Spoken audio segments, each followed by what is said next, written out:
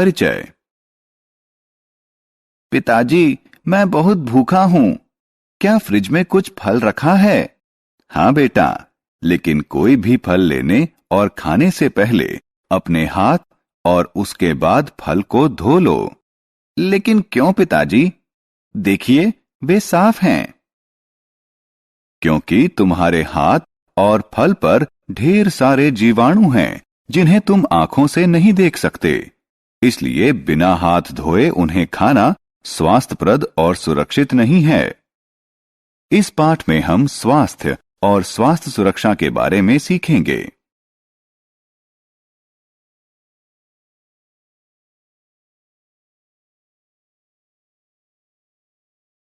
आओ सीखें। अपनी ज्ञानेंद्रियों को स्वच्छ रखना। शरीर के अन्य अंगों का कैसे ध्यान रखें, इसका वर्णन करना।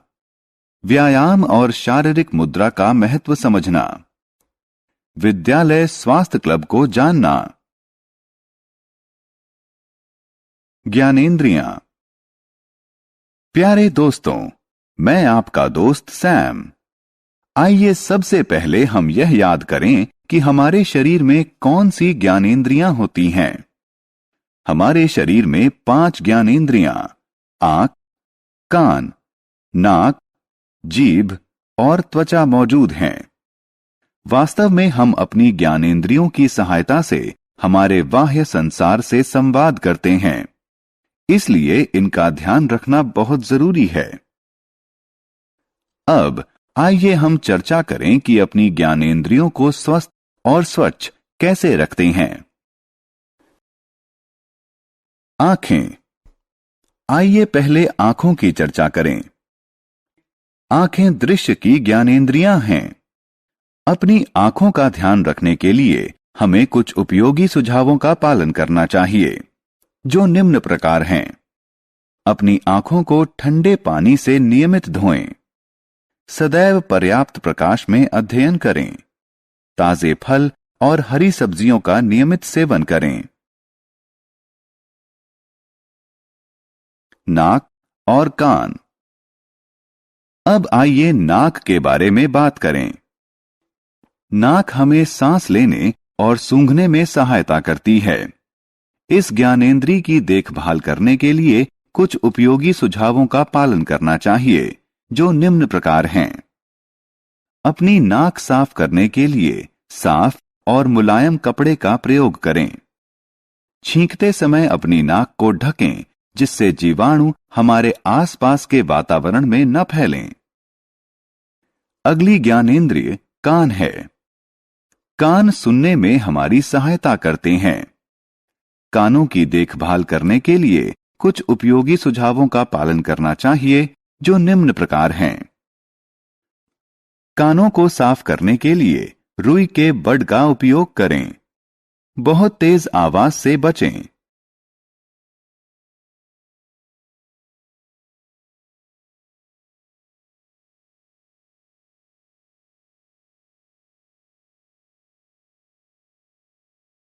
जीभ और त्वचा।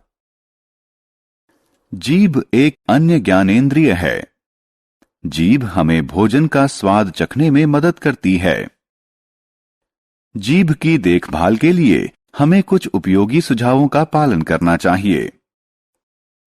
हमें जीभ छिलनी से जीभ को आहिस्ता से साफ करना चाहिए। क्या आप जानते हैं कि ज्यादातर जीवाणु दांतों में नहीं, बल्कि जीभ पर पाए जाते हैं।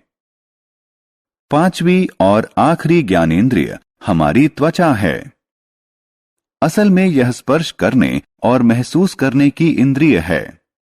त्वचा शरीर का सबसे खुला अंग है, इसलिए इस पर जीवाणु के विकसित होने की संभावना तुलनात्मक रूप से सबसे ज्यादा होती है। अपनी त्वचा की देखभाल करने के लिए हमें कुछ उपयोगी सुझावों का पालन करना चाहिए, जैसे कि प्रतिदिन स्नान करें, प्रतिदिन कपड़े बदलें, घावों को पूरी तरह से साफ करें और उन पर दवाई तत्काल लगाई जानी चाहिए। अपनी त्वचा को स्वस्थ और चमकदार रखने के लिए संतुलित आहार लें और विभिन्न प्रकार के मौसमी फलों का सेवन करें। मुंह और दांत। अब आइए हम इस पाठ के अगले विषय पर चलें। यह विषय है अन्य अंगों की सफाई। आइए सबसे पहले मुंह की सफाई के बारे में बात करें। एक स्वस्थ मुंह के लिए प्रतिदिन मंजन करना, जीभ साफ करना, मसूड़ों की मालिश करना और कुल्ला करने की आवश्यकता होती है। आइए अब दांतों की सफाई के बारे में बातें करें। दांत हमें भोजन को चबाने और पीसने में सहायता करते हैं। दांतों को स्वस्थ और मजबूत रखने के लिए हमें अपने दांतों पर दिन में 2 बार मंजन करना चाहिए। एक बार सुबह उठने के बाद और दोबारा रात को सोने से पहले। बाल। आइए अब बालों को साफ रखने के उपायों की चर्चा करें। क्या आप जानते हैं कि बाल जीवाणुओं को आपके शरीर से दूर रखते हैं? पसीना और तेल बाल को गंदा कर देते हैं। इसलिए अपने बालों को स्वच्छ और स्वस्थ रखने के लिए आपको निम्न उपायों का पालन करना चाहिए, जैसे एक सौम्य क्लींजर या शैम्पू से बालों को नियमित धोएं। सिर पर तेल की अच्छे से मालिश करें।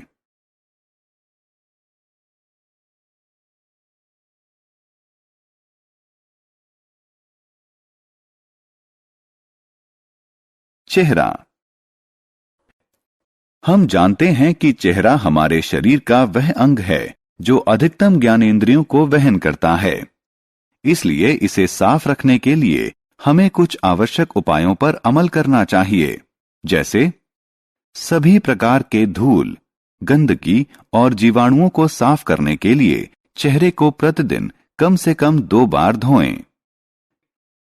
चेहरे को स्वस्थ और ताजा रखने के लिए नमी प्रदान करने वाली कोई क्रीम लगाएं।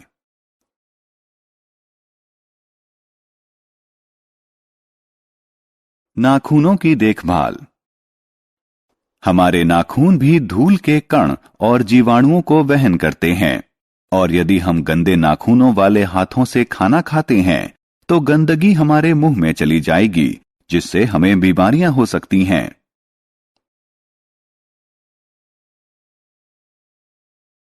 पैरों की देखभाल। संक्रमण से बचने के लिए हमें कुछ कदम उठाने चाहिए, जैसे नहाते वक्त अपने पैरों और पंजों को अच्छे से धोएं। उन्हें अच्छी तरह सुखा लें, खासतौर पर पैर की उंगलियों के बीच की जगह को। बाहर से आने के बाद अपने पैर और पंजे अच्छी तरह धोएं। व्यायाम। यदि हम स्वस्थ और दुरुस्त रहना चाहते हैं तो हमें नियमित व्यायाम करना चाहिए, क्योंकि व्यायाम करने से आप ऊर्जावान रहते हैं, आपके शरीर का वजन सही रहता है, शारीरिक और मानसिक रूप से दुरुस्त रहते हैं।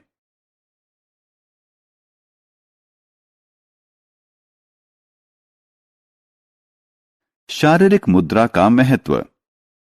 आइए अब हम एक और रुचिकर विषय शारीरिक मुद्रा का आनंद लें। शरीर के उचित विकास के लिए उचित शारीरिक मुद्रा आवश्यक है। एक अच्छी शारीरिक मुद्रा में हमारे कंधे सीधे, पेट अंदर, सिर ऊपर उठा हुआ और ठुड्डी जमीन के समानांतर होनी चाहिए। क्या आप अच्छे शारीरिक मुद्रा का लाभ जानते हैं? ठीक है, अब मैं आपको बताऊंगा। यदि आपकी शारीरिक मुद्रा अच्छी है तो सांस लेना आसान होगा, रक्त संचरण और आहार पाचन सुधरेगा, नसें और जोड़ मजबूत होंगे, आपकी आवाज साफ होगी।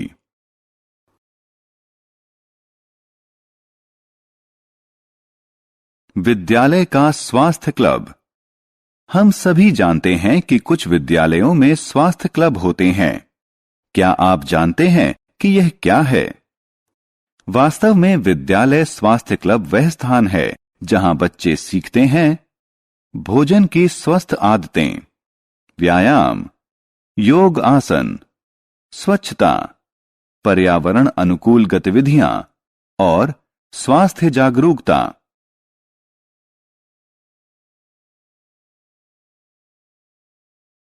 हमने क्या चर्चा की? आंख, कान, नाक, जीभ और त्वचा हमारी ज्ञानेंद्रियां हैं। हमें उन्हें स्वच्छ और स्वस्थ रखना चाहिए। हाथ, चेहरे, नाखूनों, पैर और दांतों की सफाई भी अच्छे स्वास्थ्य के लिए आवश्यक है। नियमित व्यायाम और अच्छी शारीरिक मुद्रा स्वस्थ शरीर के लिए सहायक हैं। विद्यालय का स्वास्थ्य क्लब बच्चों को स्वस्थ भोजन की आदतें, व्यायाम, स्वच्छता और पर्यावरण अनुकूल गतिविधियां सिखाते हैं।